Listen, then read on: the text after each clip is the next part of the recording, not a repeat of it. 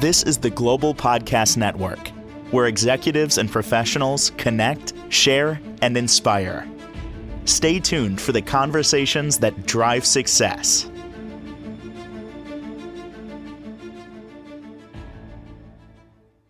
And welcome back, everyone. Today, we're going to talk about something that challenges many of us. It's on your radar, especially as you get older. I'm talking about your physique, specifically your belly, the midsection area. Maybe it's a little larger than you want it to be. What's actually going on there? Is posture playing a role in the way you look, and so much more? She's a acupuncturist. She also handles massage. She's got so much going on at the Wellness Center in Tulsa that she operates, and is the founder of Path to Wellness. And she's also an RN. She's got some deep insight we're going to get today. Teresa Wilkinson is back with us. How are you doing today? I'm fantastic. How are you? Afraid to hear what you have to say. Okay. Yeah. All right. Well, I just, especially I think in the American lifestyle and diet, compared to, say, being an acupuncturist and looking at the Asians, except for the big wrestlers, but like the average Japanese, Sumo? yeah, the sumo wrestlers. The exception of those, a lot of these Japanese will live 100 to 14 years. They don't have big bellies. They're trim. They eat a lot of leafy vegetables, seaweed, fish. Their miso soup, things that naturally have maybe a lot of digestive enzymes in it. But and then they probably walk and exercise more. I know at the plazas, it's common to see them all out there doing Tai Chi and things like that. It's just more public awareness. And their lifestyle is just totally different than ours, but they have a larger population.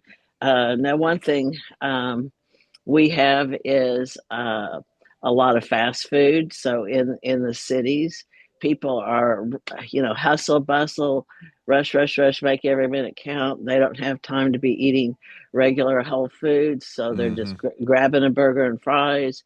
And then soda pop is a big deal. What is? That's a soda pop. Oh, yeah. Oh, yeah. That will really put the weight on you. It's so funny. You call it soda pop. So you're giving it the name universally. Here we call it soda. Midwest they call it pop. You got both. Yeah. So I didn't want to label any particular types. I just wanted to be generalized. But this is what I see in my patients a lot. And if you'll notice, the bigger belly causes stress on the low back. And then if you tighten your belly, you're supporting the low back with that muscle. Now, this is a large muscle. So in Latin, our muscles are called, it's called psoas. It starts with a P. So here's, this may not show up as well. Let's see. But there's a large muscle that starts up underneath our ribs and ties into the front of our leg. So I get people coming in with low back problems. They've got the big belly. Now, if I let them lay on the table face up with their back arched, they will get up with a backache. And then they'll complain the next week they can hardly get up and down. So I have to make sure that I can see that very clear, and that one on the left is me. And okay. It's not that. But here's the thing, Teresa. I don't think I have a huge belly. I've got a dad bod. I'll admit that, but I don't have this big belly and everything. But I believe it's postural. That's me. I think I just have poor posture. I've been told that before. And, that arch in the back that protrudes forward toward your stomach, like if I were lay down flat on my back, you could pass your hand underneath that spot, Okay. But So that's actually what I do is I will test and I'll put my hand underneath their back. If I can get my hand underneath their back, then I know that I have to have them bring their knees to their chest, get them to drop that belly button back to their back, tilt their pelvis a little bit. Now, where you learn these techniques is in Pilates, yoga, and the one other thing I want to make mention of is bodybuilders. If and you think about picking something up, if you pooch out for power, you stick your belly out and you actually crunch over, and it creates more of a bad posture. If you suck your belly in, then your chest comes up, your shoulders are back, and then you have better posture. So a lot of these guys that are doing the heavy lifting, wear the big belt, they've got the big belly and it's hard as a rock because they've built those muscles out. So okay. they're pooching for power. So anytime we do something, even if it's around the house, you actually want to suck in and tighten your belly so you have a solid core and then pick something up. Not pooch out for power, but suck in for power. Ooh. Well, then, there are some of us, that might wear certain clothes that suck it in for hours, which I don't think is good and can cause digestion issues. Asking for a friend. Uh, but I think that can be a challenge as well. But I'm hearing what you're saying. If you're going to pick up something or you need some power to suck it in and make that power come from your abdominal area as opposed to maybe challenging your back. Is that what we're talking about here? Exactly, exactly. And so Hmm. you want a solid core and lift up. And the other thing is not twist when you have something heavy, but step, step, step. Because if you twist, you're gonna pull the muscle on the one side and stretch out the muscle on the other side of the diagram that I just showed you. And Yeah. then that will cause not only sciatica, but it can also cause pain in the front of the leg where the leg connects to the pelvis. So I get a lot of that. And it can be even new mothers with picking up kids. It can be them putting their kid on a hip. So they're always, cockeyed with their Yeah. weight on their hip. So I had one lady think, well, I thought I was strengthening my arm muscles by picking up the 3-year-old. And I'm going, but my back is killing me. And I'm going, no, you're putting all that pressure on your back. It's not your arms you're, developing here. But, Wow. um, and then looking at when somebody does lay down on the table with an extra large belly, you think, okay, what is that? What is that? Is that a liver sticking out? No. Is that a pancreas sticking out? No. Is that a uterus sticking out? No. Is that a spleen sticking out? No. It's your guts. So the small intestine is about 17, 19 feet, all wiggled around there, absorbing nutrition around all those organs I just mentioned. And then we have the large intestine that's about 5 feet. Now, it's more for the motility of um, not only being the thing that exits all of our waste, but it also does water absorption and it also works with electrolyte balance. Mm. So we have more of the absorption of our food in the small intestine and our nutrition, but then we still have the appendix, which is where the small intestine transfers into the large intestine. It still has some big roles on the immune system, the electrolyte balance, things that we take for granted. And of course, if it is ruptured and infected, yes, you do need to take it out. But it actually, if you can keep it, it's important. Just like the gallbladder has 300 functions that feed to the spleen and pancreas. So liver has about 500 functions. It works in partnership with the gallbladder. And without the gallbladder, you lose your digestive enzymes. So your digestive enzymes are coming from the liver feeding to the gallbladder. And then in a later podcast, we can talk about a gallbladder cleanse and what they've done throughout history just to clean the gallstones out. It's real simple. But Wow. anyway, it's important really to keep the gallbladder if we can. Do a gallbladder cleanse. See if you can get rid of those stones before taking it away, because it does have a function on our digestion and our blood sugar. Well, But big Teresa, big wake up here. We don't realize what these organs are doing and their function. When you say that some have, a 500 different functions, we take it for granted when we just shovel garbage food in our mouths and like, yeah, it'll take care of it. My body will take care of it. We don't realize that our body, the gallbladder, the spleen, on and on and on, is probably screaming at you like, stop, I can't do this anymore. Why are you throwing this down here? What do you think? What do you think's going on over there? I don't think we realize it. I truly don't. I agree. And the kidneys will have an effect too, because they're having to deal with toxic waste as well.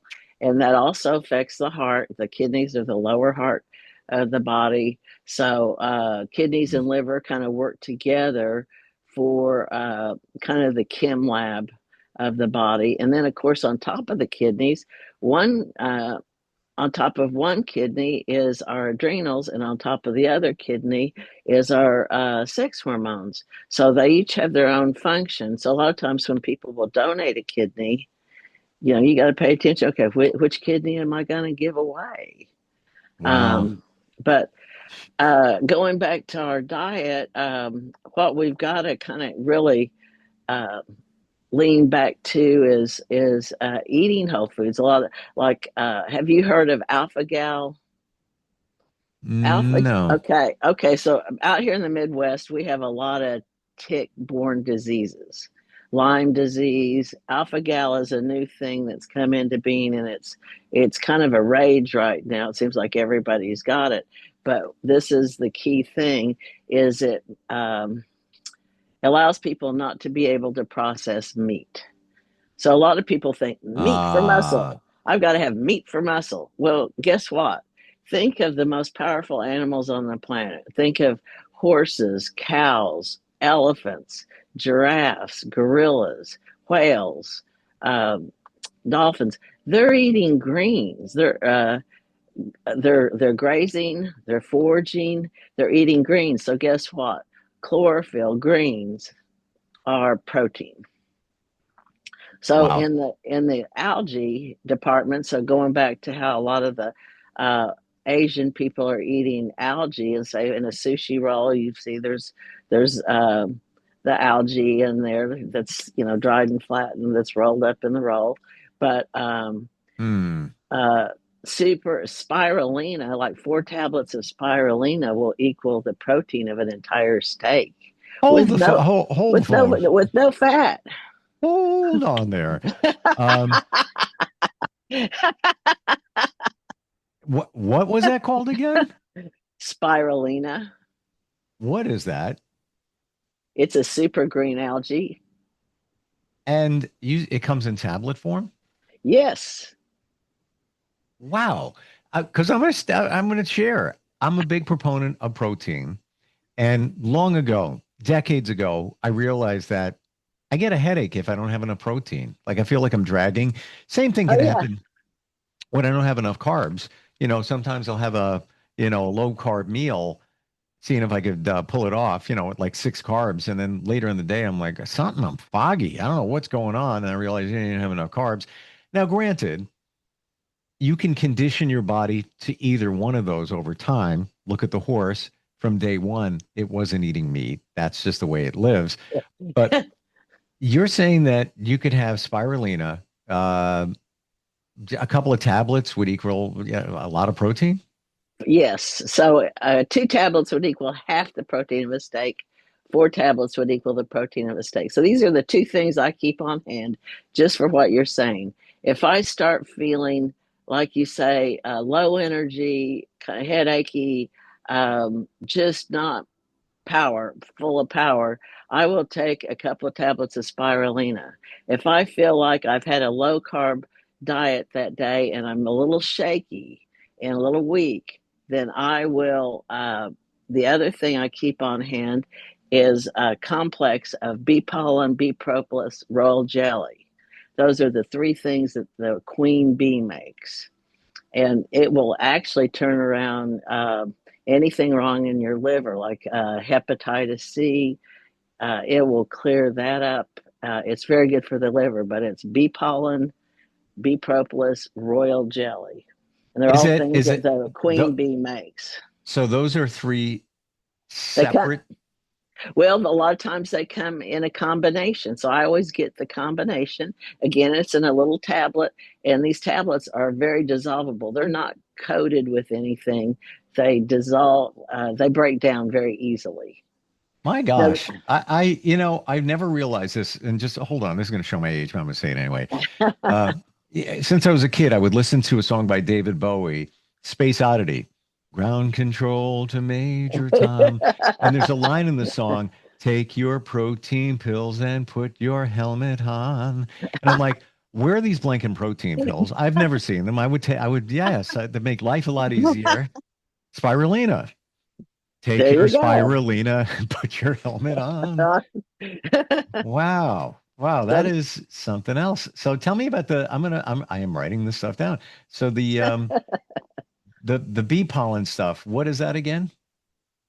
okay, combination of bee pollen, bee propolis, and royal jelly. You can also get that royal jelly in a liquid, and they come in little vials. So these bee farms are in China, and I mean they're massive because it takes a lot. It's almost like a syringe, tiny syringe to go to each cell of a hive to draw out that royal jelly because it's special to feed that cell for that new bee, that baby bee that's being the egg put in that cell of the hive. Wow. So, but those bee products are very powerful. But those are the two things I keep on hand here at work in case I didn't have time to eat, or like you say, you didn't get enough carbs, or you didn't get enough protein. And I keep those Mm. handy because they really dissolve and get in your system quickly. Now, There's while we're, one. we're talking about, just if I may just add one other one here, sea moss. You talk about algae and things like that. That had its moment like a year or two ago. Sea moss, that it is the only thing on the planet that has 93 different minerals or something to that I think effect. I think you're right. Yeah, I've heard that too. And like the perfect superfood, call it that. Um, any thoughts on that? Hear anything about it? Well, I would probably prefer to take it in a capsule form than a natural form. But I do treat, say, people that have severe dermatitis too. There's a mushroom formula, and you can get it's called Ultimate Mushroom Formula. But anyway, it's about 10 different kinds of mushrooms, and mushrooms treat a whole lot of different things. Mm, So, we start getting into moss, mushrooms, right. algae, and but there's a lot to it there, and then even the bee products. But there was another thing I wanted to share, and it's I'm going to get this bottle real quick um, to balance the pH. In your say you have an upset stomach, uh, you ate too much, you're not digesting, something didn't go right. Yep. This plum balls, so it's umi plum, ume plum. It's Japanese. You can in the health food store you can actually get them raw, but I get them in these little black balls, and I don't know, they're tiny, so you can see it's a little black ball. They call them Yeah. tea balls, but they you suck on them and they dissolve. It's kind of like a sour tart instead of a sweet tart. And the name of the tree is called umbushi plum tree, but for short they call it umi plum. But that will balance Mm, the pH of your stomach. Say you drank too much, you ate too much, you feel a little bit like you're just not right in your belly. You can take those umi plum balls, a couple of them, and it'll balance you out. And if there's something in you that's not right, like you have maybe a little like food poisoning or a little virus or something, you will eliminate. you'll throw up, go to the bathroom, whatever. But whatever's not right in your system, it'll make you get rid of. So So I just want to make sure we confirm I, this. I keep The- those around. So the plum balls, the Yumi plum balls, um, that's going to cause you to expel something. Did I hear that right or no? Well, if what you have in you is good, and you just ate a little too much, or you just have a little bit of acid indigestion, and or your stomach's a little off, it may just soothe everything, balance everything, and you're good to go, and you feel great. Got it. But if you have something in you that say um, food poisoning, an infection of a virus, something that isn't right, that you do need to get it out because it's just going to sit there and ferment, it'll get you to eliminate it, and then you Wow. get over it a lot quicker because boom Got it. boom. Yeah, I mean, how many times you've been in that situation and it's like, yeah, I know I'd feel better if I purge, if you will, from what I ate. It just wasn't right or something. Um, you're stuck with like, what do I do? Like, wouldn't even know where to turn. Like, what would take care of that? Yeah, that's it. So say you go to bed, you ate a little bit too late, a little bit too much, and all of a sudden Yeah. you wake up with some acid reflux. Yes. Well, you can take a couple of those, go back to bed, you're good to go.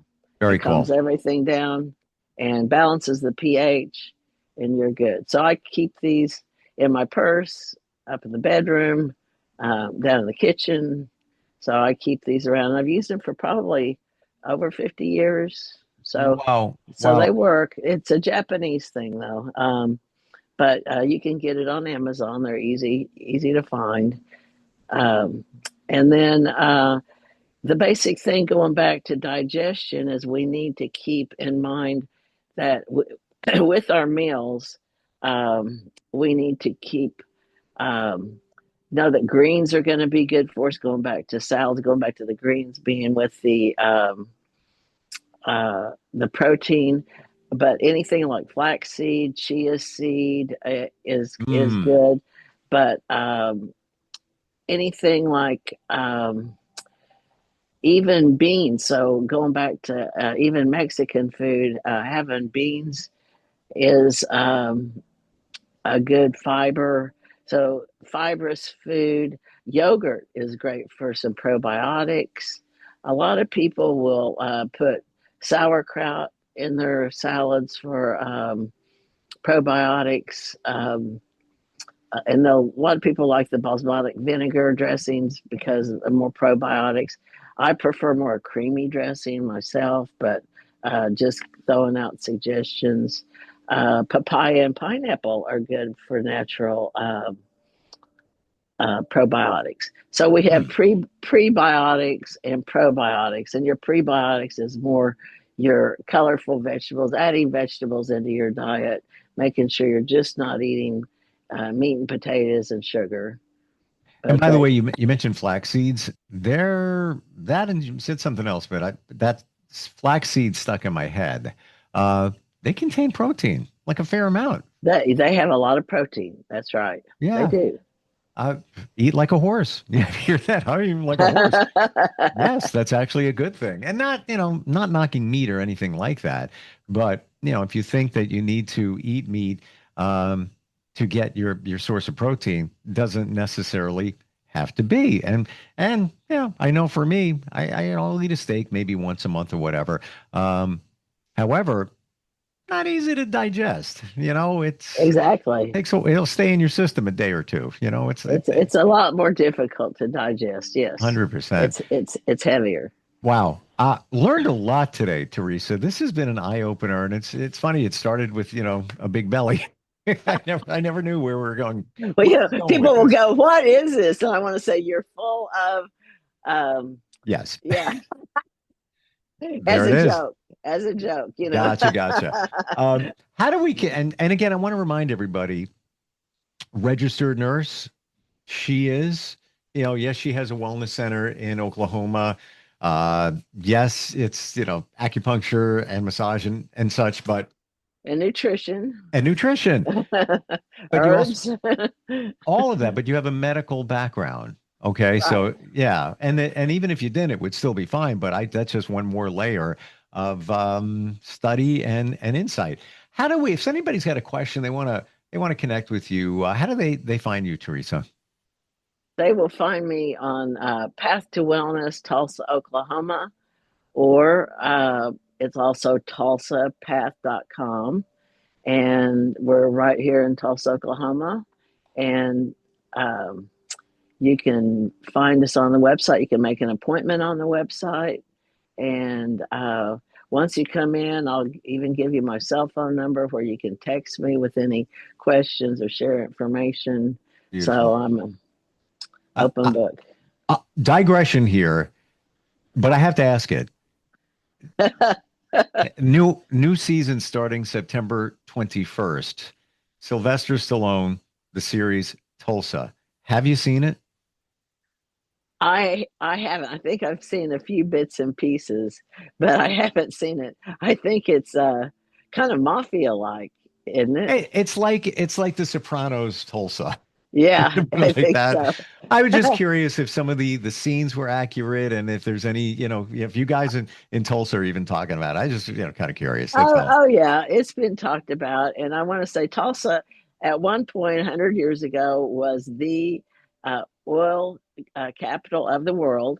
It Mm. was the aviation capital of the world. It was the space capital of the world. I was not We, aware of that. yes, we built the Apollo. Now hold on there. We're gonna have we I, put we yes, and the way it was carried over to where it took off, it took all these helicopters carrying it over. I mean, I don't know, it was quite an operation just to move it well, hold to on. Hold on just a moment here. So maybe they assembled it all there, but the components for Apollo, many of them were from Long Island, a company called Grumman. And right. way back in the day, company called Sperry Gyroscope Company, of which had a bunch of relatives, including my father, worked for way, way, way, way back in the day. But Grumman was like the thing for the lunar landing module and all of that. So maybe Yeah, they so built a so lot. this was a part. Yeah, this was a part of it, and I can't nail it down right now which part, but we did an aspect of that Apollo. Okay. Well, maybe it was assembled in Tulsa. We, made the parts around other parts of the country, including Long Island, and then it was there, and then they lifted it, like you say, helicopter, and brought it to the pad, whether that was the Johnson Space Center or where the heck it was. Um, Right.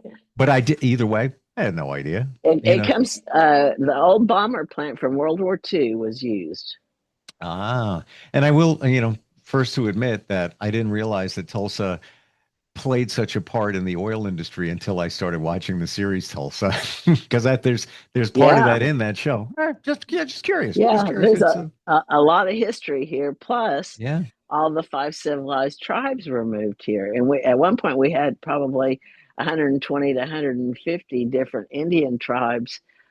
So this was called Indian Territory, and so there's a lot of history here. Wow, and they were all eating spirulina. No, I'm kidding. Uh, I think it was buffalo. yeah, you were right about that. Thank you so much for today. So insightful. I really appreciate it, Teresa. We'll catch up soon. Okay. Okay, thanks a lot. Thank you. We'll Thank see you. This is the Global Podcast Network, where executives and professionals connect, share, and inspire. Stay tuned for the conversations that drive success.